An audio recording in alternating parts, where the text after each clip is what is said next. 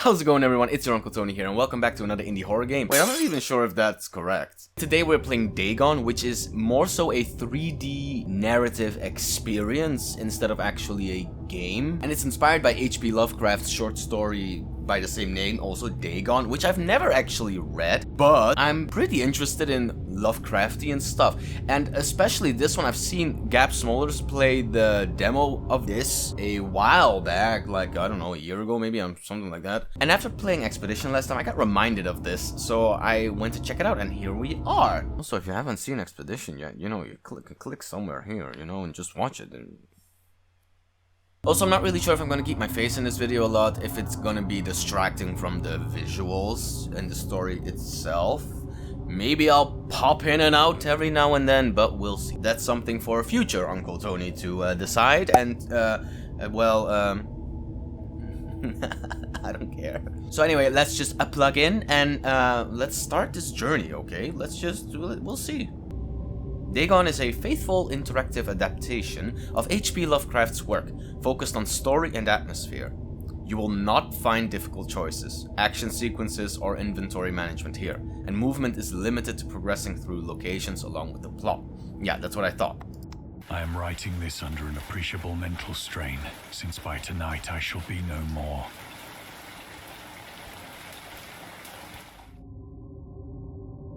During the game, you will encounter interactive elements. Some of them will allow you to continue your journey. Others reveal interesting facts about the original short story, its historical background, and the author. Some of the trivia is hidden. In order to find these secrets, focus your eyes and look for the Elder sign, which is this branch thing, okay? This thing. You can also access all the found facts later. They will be available in the main menu. Aha! Lovecraft's letters. As to my letters, my case is peculiar. I write such things exactly as easily and as rapidly as I would utter the same topics in conversation. Indeed, epistolary expression is with me largely replacing conversation, as my condition of nervous prostration becomes more and more acute. Bro, I'm not a native English speaker, okay? Like, give me a frickin' break. I cannot bear to talk much now, and am becoming as silent as the spectator himself. My loquacity extends itself on paper. Okay, this is a lot for me now. Different time. Penniless, and at the end of my supply of the drug which alone makes life endurable, I can bear the torture no longer, and shall cast myself from this garret window into the squalid street below. Oh, damn. Do not think from my slavery to morphine that I am a weakling or a degenerate. Oh, we're addicted to morphine. When you have read these hastily scrawled pages, you may guess, though never fully realize, why it is that I must have forgetfulness or death. Any secrets? No. Oh. Morphine entered into the use in the 19th century and was routinely administered to treat severe pain during the American Civil War and World War I. It was also sold without restrictions until 1914. Morphine became more popular after the invention of the hypodermic syringe around 1854.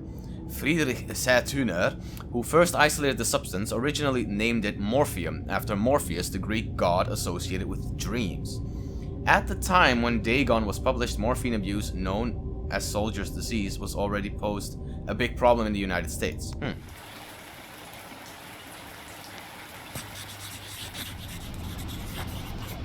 It was in one of the most open and least frequented parts of the broad Pacific that the packet of which I was supercargo fell a victim to the German sea raider.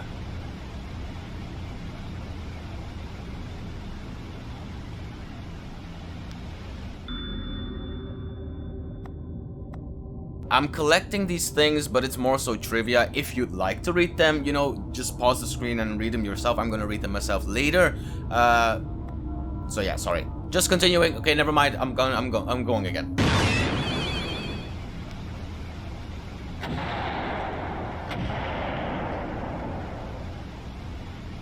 The Great War was then at its very beginning, and the ocean forces of the Hun had not completely sunk to their later degradation. So that our vessel was made a legitimate prize, whilst we of her crew were treated with all the fairness and consideration due us as naval prisoners. Look how dark it is. Just this tiny... What is this? The sun? Look how dark there is. Jesus. Oh.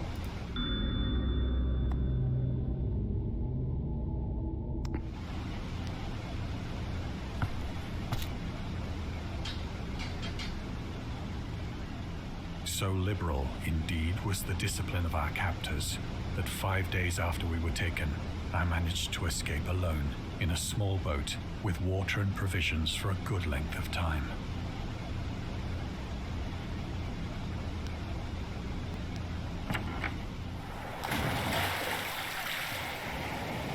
When I finally found myself adrift and free, I had but little idea of my surroundings. Never a competent navigator, I could only guess vaguely by the sun and stars that I was somewhat south of the equator. Of the longitude, I knew nothing, and no island or coastline was in sight.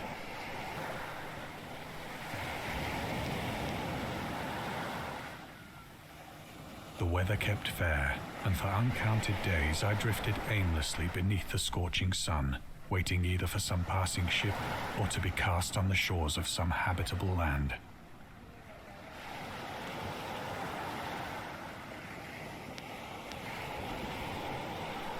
But neither ship nor land appeared, and I began to despair in my solitude upon the heaving vastness of unbroken blue. The change happened whilst I slept. Its details I shall never know, for my slumber, though troubled and dream-infested, was continuous.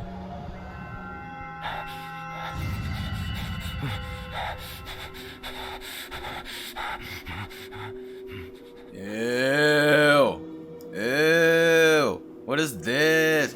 Oh, what the hell happened? Oh, poor babies! No! Yo, these things are creepy AF. They are well made, might I add. They are well made. Look at this thing! Where's your head? Oh, even at the boat. Oh no. When at last I awoke, it was to discover myself half sucked into a slimy expanse of hellish black mire, which extended about me in monotonous undulations as far as I could see, and in which my boat lay grounded some distance away. Ah, there it is. Though one might well imagine that my first sensation would be of wonder at so prodigious and unexpected a transformation of scenery, I was in reality more horrified than astonished. For there was in the air and in the rotting soil a sinister quality which chilled me to the very core. The region was putrid with the carcasses of decaying fish and of other less describable things which I saw protruding from the nasty mud of the unending plain. Damn, that goes on far. Holy shit. What happened? This just came out from the ocean or what? How long does this reach?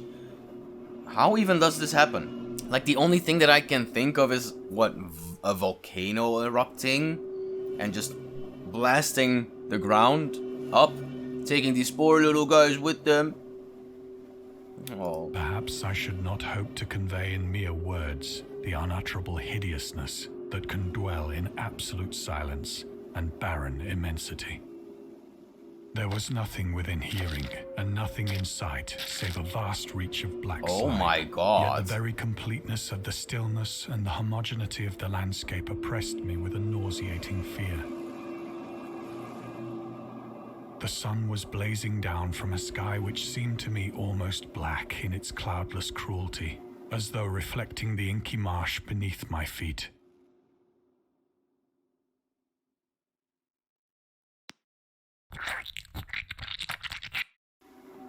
As I crawled into the stranded boat, I realized that only one theory could explain my position. Through some unprecedented volcanic upheaval, a portion of the ocean floor must have been thrown to the surface, exposing regions for which innumerable millions of years had lain hidden under unfathomable watery depths.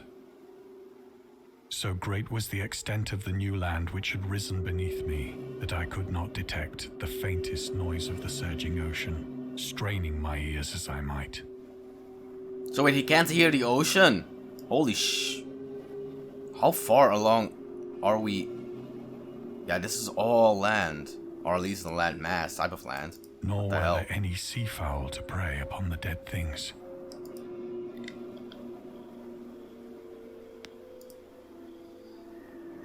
For several hours I sat thinking or brooding in the boat, which lay upon its side and afforded a slight shade as the sun moved across the heavens. Hey, what the hell is that? Look at that, it's moving! Ugh. Also, for hours, these things are still moving. Poor creatures, man. As the day progressed, the ground lost some of its stickiness and seemed likely to dry sufficiently for traveling purposes in a short time.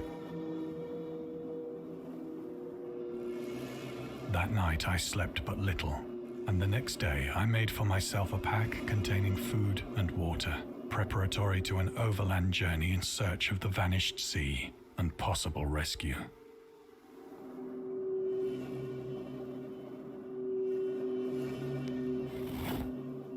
On the third morning, I found the soil dry enough to walk upon with ease. The odor of the fish was maddening, but I was too much concerned with graver things to mind so slight an evil, and set out boldly for an unknown goal.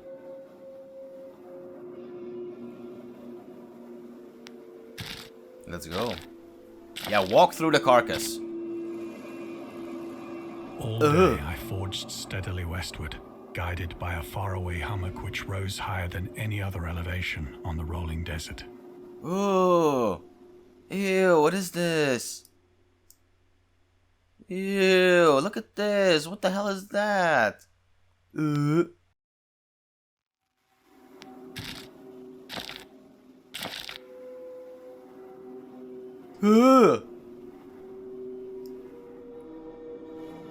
Oh, is that a whale?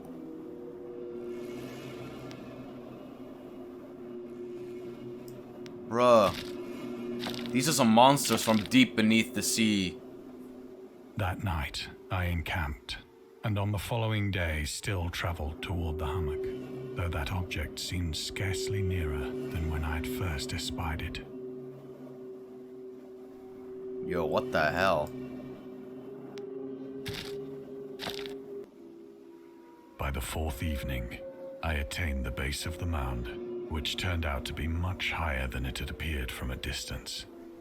Well, yeah, that's... An intervening valley setting it out in sharper relief from the general surface. Too weary to ascend, I slept in the shadow of the hill.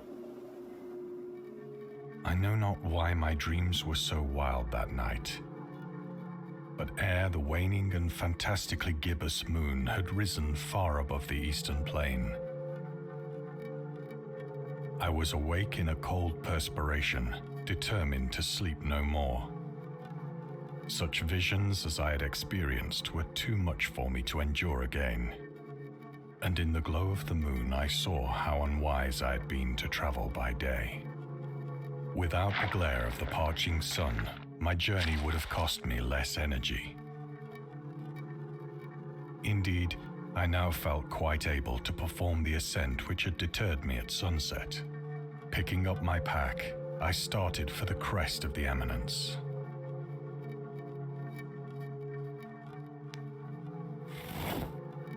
I have said that the unbroken monotony of the rolling plain was a source of vague horror to me. But I think my horror was greater when I gained the summit of the mound and looked down the other side into an immeasurable pit or canyon, whose black recesses the moon had not yet soared high enough to illumine. Uh-oh. I felt myself on the edge of the world, peering over the rim into a fathomless chaos of eternal night. Damn! Through my terror ran curious reminiscences of Paradise Lost, and of Satan's hideous climb through the unfashioned realms of darkness. Sheesh. As the moon climbed higher in the sky, I began to see that the slopes of the valley were not quite so perpendicular as I had imagined. Ledges and outcroppings of rock afforded fairly easy footholds for a descent. Wait, we're going in? Whilst after a drop of only a few hundred feet, the declivity became very gradual.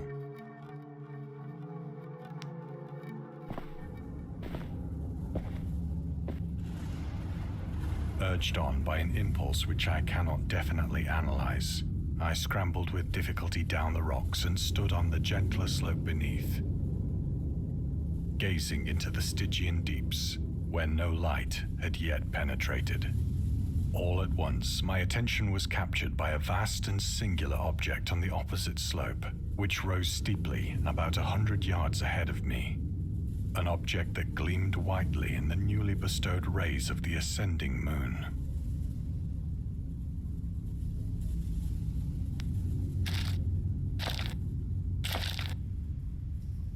It's perfectly But rectangular. it was merely a gigantic piece of stone, I soon assured myself. Yeah, and with perfect edges, yeah. But I was conscious of a distinct impression that its contour and position were not altogether the work of nature. A closer scrutiny filled me with sensations I cannot express. Any secrets here? For despite its enormous magnitude, and its position in an abyss which had yawned at the bottom of the sea since the world was young, whose massive bulk had known the workmanship and perhaps the worship of living and thinking creatures. Dazed and frightened, yet not without a certain thrill of the scientist's or archaeologist's delight, I examined my surroundings more closely.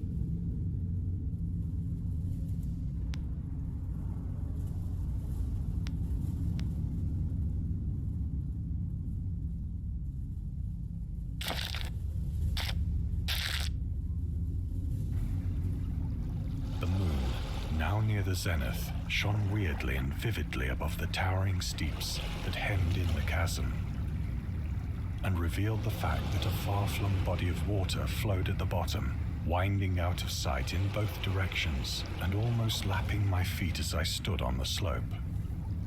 Across the chasm, the wavelets washed the base of the Cyclopean monolith, on whose surface I could now trace both inscriptions and crude sculptures.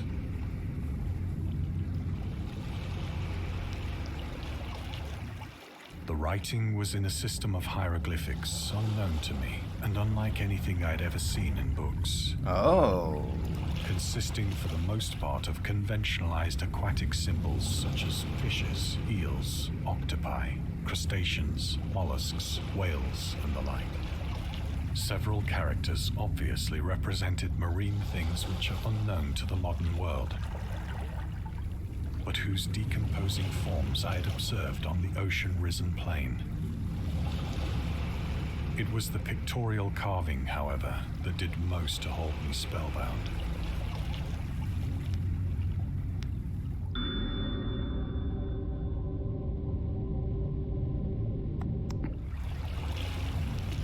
Plainly visible across the intervening water on account of their enormous size were an array of bas-reliefs whose subjects would have excited the envy of a doré.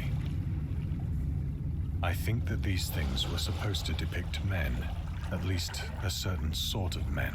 Oh. Mer people? Though the creatures were shown disporting like fishes in the waters of some marine grotto, or paying homage at some monolithic shrine, which appeared to be under the waves as well. Of their faces and forms I dare not speak in detail, for the mere remembrance makes me grow faint, grotesque beyond the imagination of a Poe or a Bulwer. Oh, They damn. were damnably human in general outline, despite webbed hands and feet, shockingly wide and flabby lips. Yeah, mer people. Cool. Glassy, bulging eyes, and other features less pleasant to recall. I mean, they're not Ariel from The Little Mermaid, but it's Curiously enough, The they same seem thing. to have been chiseled badly out of proportion with their scenic background. For one of the creatures was shown in the act of killing a whale, represented as but little larger than himself. oh damn.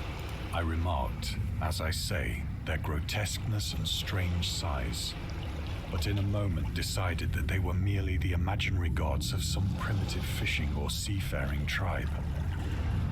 Some tribe whose last descendant had perished eras before the first ancestor of the Piltdown or Neanderthal man was born. Awestruck at this unexpected glimpse into a past beyond the conception of the most daring anthropologist, I stood musing whilst the moon cast queer reflections on the silent channel before me. Then, suddenly, I saw it. What? That? With only a slight churning to mark its rise to the surface, the thing slid into view above the dark waters. Oh god. Oh god. Loathsome, it darted like a stupendous monster of nightmares to the monolith, about which it flung its gigantic scaly arms, while it bowed its hideous head and gave vent to certain measured sounds. I think I went mad then. I think so too. Of my frantic ascent of the sloping cliff, and of my delirious journey back to the stranded boat, I remember little. Oh, we went back to the boat?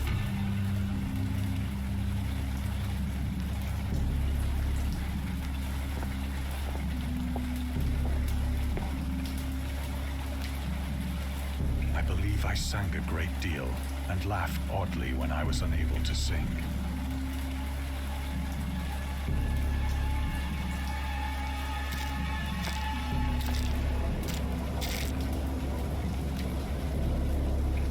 Indistinct recollections of a great storm sometime after I reached the boat.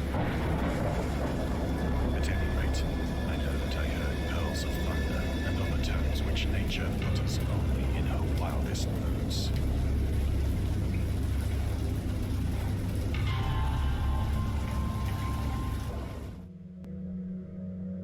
When I came out of the shadows, I was in a San Francisco hospital.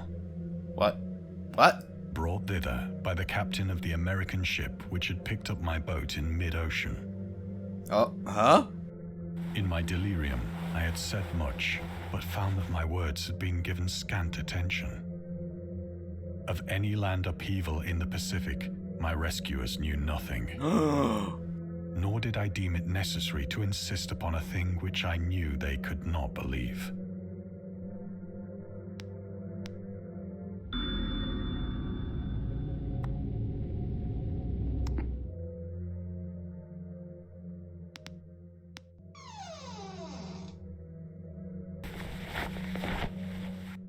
Once I sought out a celebrated ethnologist and amused him with peculiar questions regarding the ancient Philistine legend of Dagon, the fish god.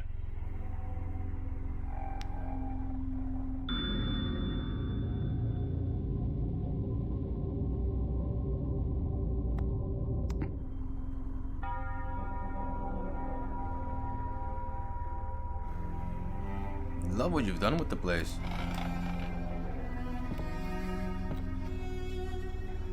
But soon perceiving that he was hopelessly conventional, I did not press my inquiries. The Necronomicon.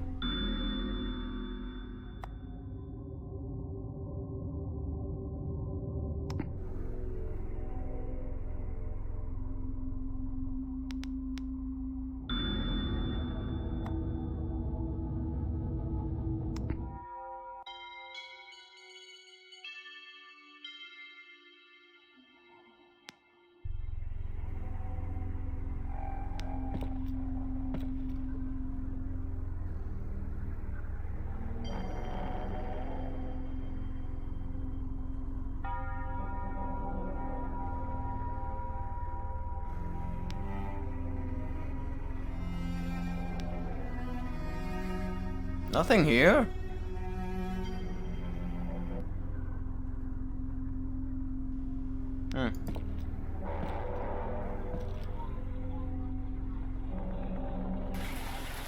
It is at night, especially when the moon is gibbous and waning, that I see the thing.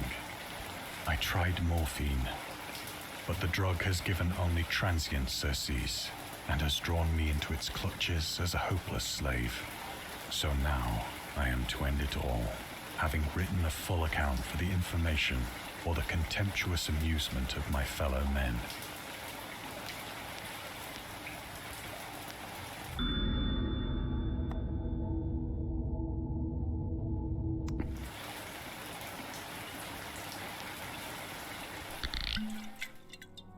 Often, I ask myself if it could not all have been a pure phantasm, a mere freak of fever as I lay sun-stricken and raving in the open boat after my escape from the German man of war. This I ask myself, but ever does there come before me a hideously vivid vision in reply. I cannot think of the deep sea without shuddering at the nameless things that may at this very moment be crawling and floundering on its slimy bed, worshipping their ancient stone idols and carving their own detestable likenesses on submarine obelisks of water-soaked granite. I dream of a day when they may rise above the billows to drag down into their reeking talons the remnants of puny, war-exhausted mankind, of a day when the land shall sink and the dark ocean shall ascend amidst universal pandemonium.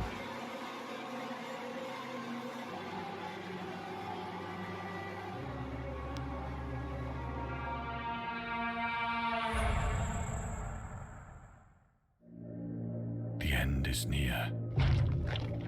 I hear a noise at the door, as of some immense slippery body lumbering against it. Oh, we fucked. Oh, we fucked. Hello? Secrets? No secrets? Okay. It shall not find me. Well, it did. Oh god. God, that hand!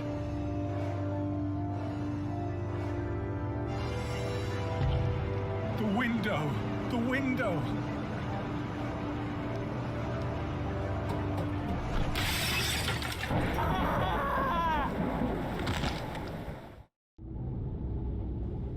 Oh! Well, that was Dagon. Oh, I like that. I like that a lot. It was different. It was very visually appealing. Very visually appealing. It was very interesting. Some of the, you know, they used a lot of difficult words. Like, I'm not gonna lie to you. They used a lot of difficult words. And it wasn't as scary as I thought it would be. Like, I know it wasn't gonna be scary in the first place. Like, it's not a horror thing.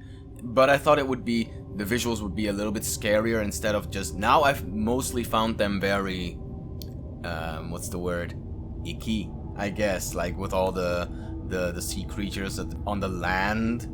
That was kind of nasty, not gonna lie. But when the camera went into the sky, you know, the eagle view, and then we saw the little boat in the end, and this giant sea creature came like that. That got me though, because I have a really, what do you call it? An irrational fear of the ocean because of what is down there, you know? There are some DLCs which I'm probably gonna play later. Yeah, well, I'm gonna leave it here for now. Please like the video if you liked it. I would appreciate it if you do. It would help me a lot. Dislike it if you dislike it. Consider subscribing if you're new. And I will see you in the next one. Bye-bye.